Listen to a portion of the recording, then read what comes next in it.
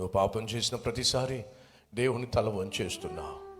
నువ్వు తప్పు చేసే ప్రతిసారి దేవుని తలను దించేస్తున్నావు, అవమానపరుస్తున్నావు, సైతాను తల ఎత్తుతున్నావు, వాడు ప్రశ్నించే విధంగా చేస్తున్నావు. సెకండ్ ఛాన్స్ సైతాన్ ఇచ్చినప్పుడు, థర్డ్ ఛాన్స్ సైతాన్ ఇచ్చినప్పుడు రోగిపోతున్నావు. మొదట్లో కాదంటున్నావు, ఆ తర్వాత సరేలే అంటున్నావు, ఆ తర్వాత సర్దుకుపోతున్నావు, ఆ తర్వాత స్లేవుగా మారిపోతున్నావు. సహోదరి, సహోదరుడు, దయచేసి ఈరోజైనా రోషం కలిగిన దేవుణ్ణి సేవిస్తున్న నీవు రోషంగా జీవించాయా? పరిశుద్ధుడైన దేవుణ్ణి సేవిస్తున్న నీవు పరిశుద్ధంగా జీవించాయా?